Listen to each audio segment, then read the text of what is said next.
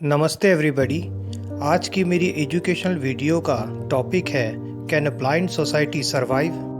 No, blind society can never survive. तब तो हमारे लिए यह जानना बहुत ज़रूरी हो गया है कि क्या होती है एक ब्लाइंड सोसाइटी और क्या होती है एक डेवलप सोसाइटी, और हम किस तरह की सोसाइटी में रहते हैं और इसके क्या क्या इफ़ेक्ट हमारे लाइफ में होते हैं। ब्लाइंड सोसाइटी वह सोसाइटी होती है जिसमें हम पहले कभी रहा करते थे, जो सिर्फ दो स्ट्रॉन्ग बेसिक रूल्स पे ही चलती थी। पहला है रिलीजियस पे और दूसरा है कास्ट। क्योंकि उस जमाने में राजाओं को अपने शासन को चलाने के लिए कोई बहुत ज़्यादा स्ट्रॉन्ग रूल्स रेगुलेशन नहीं हुआ करते थे, और ना ही कोई इकोनॉमी हुआ करती थी, ना कोई करेंसी हुआ करती थी, और ना ही कोई डेवलपमेंट और ना ही कोई जॉब अपॉर्चुनिटी हुआ करती थी। एजुकेशन भी नहीं था। एजुकेशन एक लिमिटेड लोगों के पास ही था, पावरफुल लोगों तक ही अवेलेबल था वो, इसीलिए उसका होना या ना होना एक जैसा ही था। इन सब के बावजूद एक राजा को अपनी जनता को कंट्रोल तो करना ही होता था, इसीलिए उसने धर्म का सहारा लिया और कास्ट जातियों का सहारा लिया। धर्म का सहारा लेके एक राजा अपनी जनता को यह बता पाता था कि यह धर्म भगवान ने बनाया है और भगवान ने पूरी दुनिया बनाई है, और इसे कंट्रोल करने के लिए उन्होंने मुझे पावर दिया है और मैं आप लोगों की सेवा इसी धर्म के सहारे करूँगा। इसीलिए आप लोग मेरा यह धर्म एक्सेप्ट कर लो। इस धर्म के आधार पर राजा ने जातियां बनवाई ताकि वह हर एक को वह हर काम दे सके जिसे वह देना चाहता है। यह कहे के कि इस धर्म में ये जातियां भगवान ने बनाई हैं और भगवान ने यह तय किया है कि आपका जन्म कहाँ होगा और आप क्या काम पूरी जिंदगी करोगे, यह सब भगवान ही तय करता है, और उसने आपके नसीब में ये जाति लिखी है, इसीलिए आपके नसीब में यही काम आया है। इस तरह से धर्म और कास्ट का कॉम्बिनेशन मिला के इंसान के ऊपर थोपा जाता था, और एक राजा और धर्म गुरुओं के द्वारा यह बताया जाता था कि धर्म ही अच्छा है। धर्म को अच्छा बता के धर्म की लड़ाई लड़ के दूसरे देशों को जीता जाता था। एक राजा अपनी प्रजा को यह बताता था कि हम जिस धर्म को मानते हैं वह सर्वश्रेष्ठ और सबसे अच्छा है, और बाकी दूसरे देश या दूसरे राज्य वाले लोग बहुत गरीब, असहाय और लाचार ज़िंदगी जी रहे हैं, इसीलिए क्योंकि उनका धर्म अच्छा नहीं। भगवान ने बनाया और भगवान ये कहते हैं कि दूसरों की मदद करनी चाहिए, इसीलिए हमें उन लोगों की मदद करने के लिए उनके देश को अपने देश में मिलाना होगा। और पता नहीं क्यों लोग इस बात पे विश्वास करते थे, इसीलिए सबसे ज़्यादा लड़ाइयाँ सिर्फ धर्म को लेके उस ज़माने में हुआ करती थी, और यहीं से धर्म की लड़ाइयाँ शुरू हुई जो कि पूरी दुनिया में चला करती थी। और अनफॉर्चुनेटली आज भी 60 to 70% कंट्री सिर्फ धर्म की ही लड़ाई लड़ती है, ये बोल के कि हमारे धर्म की शुरुआत वहाँ से हुई है, इसीलिए वो जगह हमें चाहिए। कुछ कंट्रीज़ कहती है कि वहाँ पे ज़्यादा पॉपुलेशन हमारे धर्म को मानने वाले लोगों की है, इसीलिए वो हमें मिलना चाहिए। और ये सारी चीज़ों को साफ करने के लिए लोग सिर्फ यही कहते रहते हैं कि धर्म सभी अच्छे हैं, आपस में धर्म लड़ना नहीं सिखाता। लेकिन हकीकत तो यह है कि सिर्फ धर्म ही लड़ना सिखाता है, और अगर कोई इससे नहीं सिखाता तो वो है हर पेरेंट्स अपने बच्चों को लड़ना नहीं सिखाते, लेकिन धर्म गुरु आज या फिर लीडर्स या पॉलिटिशियन सिर्फ धर्म के लिए लड़ना ही सिखाते हैं। और रही बात जातियों की, तो वह सिर्फ इसलिए बनाई जाती थी ताकि लोगों को मजबूर किया जा सके अपने राजा की और उसके लोगों की सेवा करने के लिए पूरी जिंदगी। और आज भी हमारे पॉलिटिशियनों द्वारा, हमारे लीडर्स द्वारा जो ब्लाइंड सोसाइटी हमें दी जा रही है, वह उसे कहते हैं कि यह आज़ादी है आपको जीने की, कि पूरी दुनिया में इतनी आज़ादी किसी भी कंट्री में नहीं है। लेकिन हकीकत तो यह है कि क्या ये आज़ादी है या फिर उन्होंने हमें एक लावारिस की तरह छोड़ दिया है कि हर इंसान कहीं पे भी थूक दे, कहीं पे भी कोई कचरा फेंक सकता है। इंडस्ट्रियल बिजनेसमैन कोई भी इलीगल और ख़राब प्रोडक्ट, मिक्स प्रोडक्ट जो हेल्थ के लिए ख़राब हो, इस तरह से बना रहे हैं। हॉस्पिटल मन चाहा पैसा वसूल करते हैं, गरीबों के लिए फैसिलिटीज़ नहीं है। एजुकेशन भी में मन चाहे फ़ीस बढ़ा रहे हैं, जॉब अपॉर्चुनिटी कोई नहीं है। यही होती है एक ब्लाइंड सोसाइटी जिसका कोई फ्यूचर नहीं होता। यहाँ कुछ लिमिटेड लोगों के पास ही पावर होता है और सुख भोगने का अधिकार होता है, बाकी आम पब्लिक का कोई राइट्स नहीं होता। और वह सभी एक काल्पनिक दुनिया में ही जीते हैं और अपने रूल्स, अपने धर्म के रूल्स रेगुलेशन, अपनी कास्ट के रूल्स रेगुलेशन के हिसाब से ही पूरा जीवन बिता देते हैं। इसीलिए वह लोग लंबे समय तक सरवाइव नहीं कर सके और उनके ऊपर आया मुगल साम्राज्य जिसने उन पे कंट्रोल कर लिया। लेकिन अनफॉर्चुनेटली वह लोग भी इसी तरह की लाइफ जिया करते थे, बस फ़र्क इतना ही था कि उनका धर्म अलग था। इसीलिए उन्होंने लोगों को फोर्सफुली तरीके से यह बताना शुरू कर दिया कि अगर आप मेरा धर्म एक्सेप्ट करोगे तो मैं आपको पूरी ज़िंदगी भर के लिए फैसिलिटीज़ दे दूँगा। और यह बात कोई 10-15 सालों के लिए तो थी नहीं, वह भी कई सदियों तक चली। इसीलिए लोगों ने उस पर विश्वास किया और उनके धर्म को एक्सेप्ट करना शुरू कर दिया।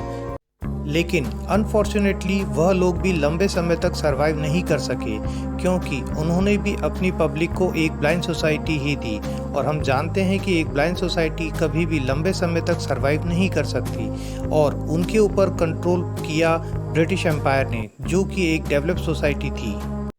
और यह डेवलप सोसाइटी का लाइफस्टाइल हमारे लाइफस्टाइल से बिल्कुल अपोजिट था। इनके शासन करने का तरीका भी बिल्कुल अलग था। इनके रूल्स रेगुलेशन कानून काफ़ी ज़्यादा स्ट्रॉन्ग हुआ करते थे। इनका मैनेजमेंट काफ़ी ज़्यादा स्ट्रॉन्ग हुआ करता था। एजुकेशन सबके लिए कंपलसरी था। इनकी गवर्नमेंट अपनी पब्लिक को वह सारी फैसिलिटीज दिया करती थी जो हमारे राजा महाराजाओं को भी नहीं मिला करती थी। इसी वजह से इनकी सभी पब्लिक अपने देश के लिए काफ़ी ईमानदार और काफ़ी देशभक्त हुआ करते थे। इसी वजह से उन्होंने पूरी दुनिया पे कंट्रोल किया और राज किया। इन्हीं ने पूरी दुनिया को ग्लोबलाइज किया, पूरी दुनिया को एक किया, क्योंकि इनकी सोसाइटी काफ़ी डेवलप सोसाइटी हुआ करती थी और आज भी है। आज जो हम लाइफस्टाइल जीते हैं या जो भी फैसिलिटीज़ हमारे पास अवेलेबल है, यह सारी की सारी यूरोपियन कंट्री की देन ही है, क्योंकि हमारे पास कभी भी एजुकेशन अवेलेबल नहीं था। इस वजह से हम कभी भी नई खोज कभी नहीं कर सकते थे और ब्रिटिशर्स ने ही पूरी दुनिया को एजुकेशन दिया। अनफॉर्चुनेटली अगर आज भी हम कोई नई डिस्कवर या नई खोज करते हैं तो सभी कंट्री यही कहती है कि यह हमारी अचीवमेंट है।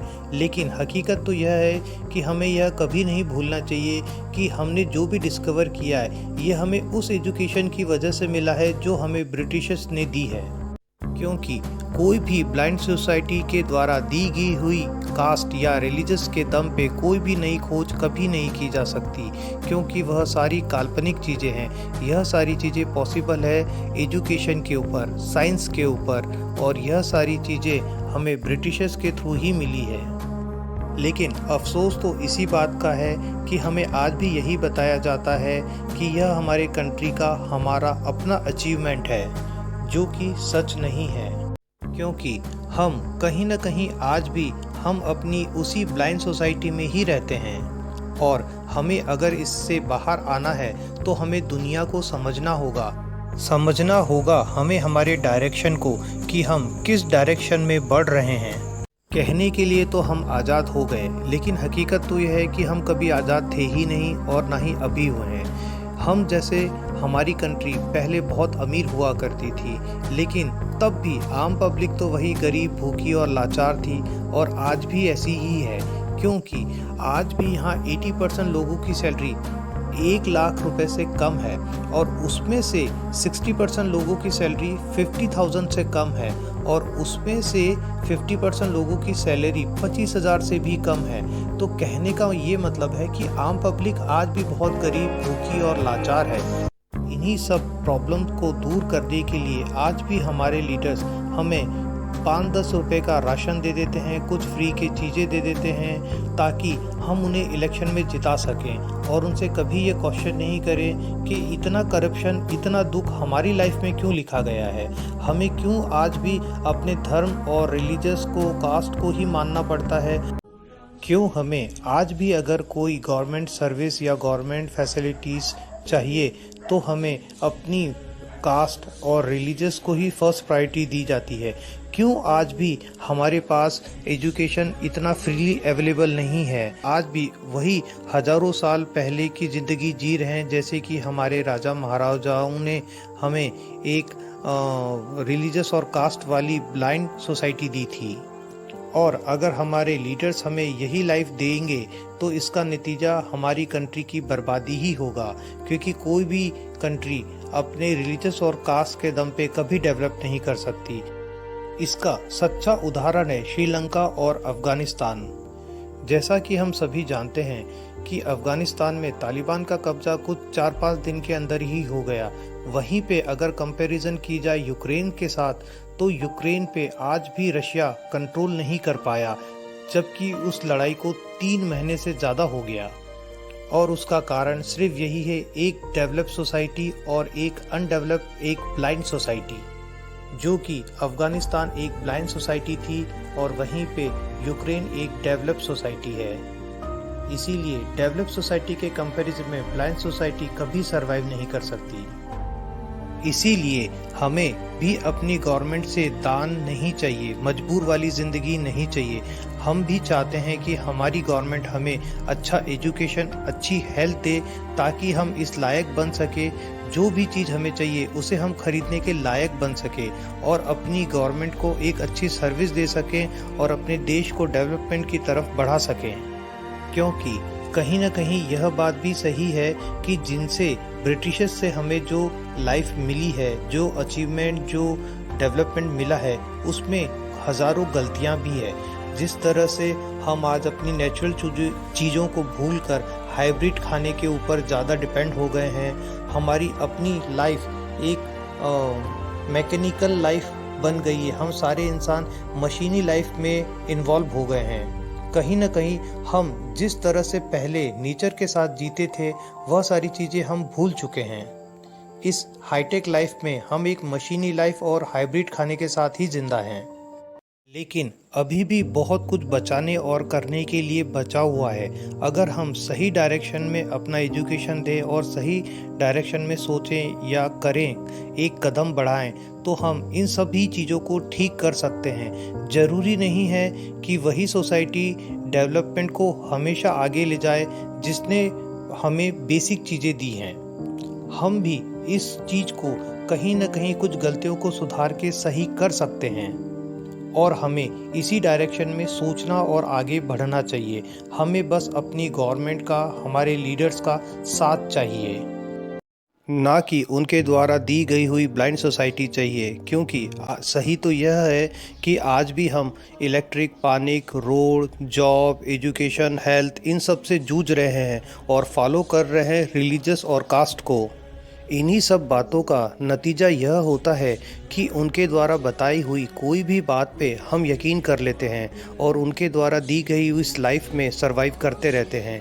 हम कभी भी उनके द्वारा बताई हुई बातों की सच्चाई को जानने की कोशिश ही नहीं करते।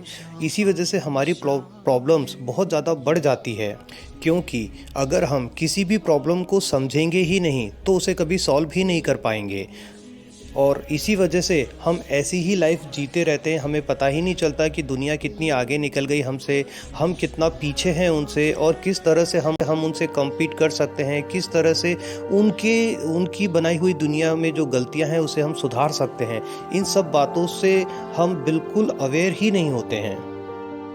आजकल जो हम लाइफ जीते हैं वह काफ़ी हाईटेक लाइफ है और इस हाईटेक लाइफ में यह पता करना बहुत इजी है कि हमारा फ्यूचर कैसा होगा, किस तरह से हम इसे चेंज कर सकते हैं और किस तरह हम इसे दूसरे लोग इसे किस तरह से चेंज कर रहे हैं। और यह जानना भी बहुत इजी है। बहुत सारे सोर्सेस हैं इस हाईटेक लाइफ में जिससे हम पता कर सकते हैं कि क्या हम ऐसी लाइफ तो नहीं जी रहे हैं जहां हमारी सोसाइटी हमें एक ब्लाइंड फ्यूचर की तरफ ले जा रही है, जिसका कोई भविष्य नहीं, हम जैसे हैं वैसे के वैसे ही रह जाएं, हमारी लाइफ में कोई चेंज ही ना आए।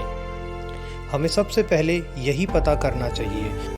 बस हम घर बैठे बैठे पॉलिटिशियनों को भला बुरा कह देते हैं, सोसाइटी को भला बुरा बोल देते हैं, न्यूज़ सुन के, टीवी देख के भला बुरा कह देते हैं, दोस्तों के साथ डिस्कशन कर लेते हैं, स्कूल, कॉलेजेस, ऑफिस में जाके इस बारे में आर्गुमेंट कर लेते हैं, एक दूसरे से बातें कर लेते हैं और फ्रस्ट्रेशन निकाल देते हैं और बस मैटर ख़त्म।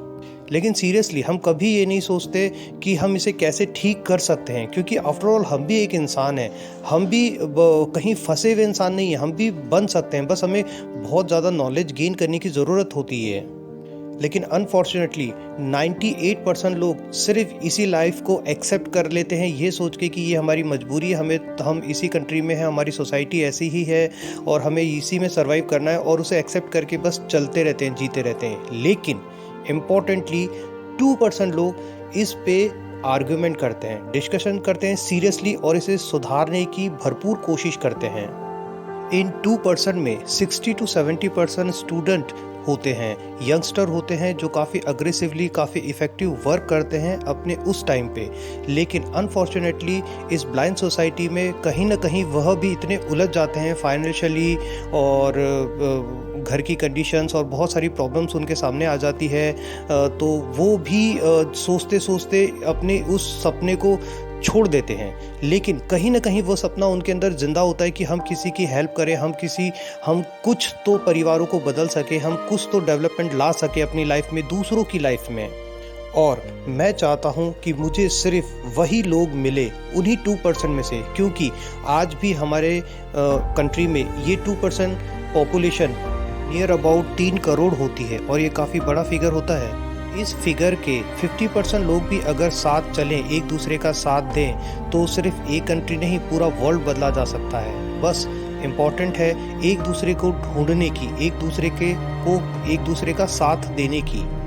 अगर आपकी सोच भी इतनी अच्छी है कि इस डेवलपमेंट को सही डायरेक्शन दिया जा सकता है, इस अर्थ को ग्लोबल वार्मिंग से बचाया जा सकता है, ह्यूमैनिटी को बचाया जा सकता है, इंसान को इंसान समझा जा सकता है, एक दूसरे की मदद की जा सकती है, तो कभी भी आप अपने आप को अकेला मत समझना। बस कोशिश करना ऐसे लोगों को ढूंढने की जिसकी मेंटेलिटी आपके साथ मैच करती हो।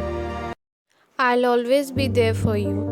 But first grow me, because I'm your inner soul.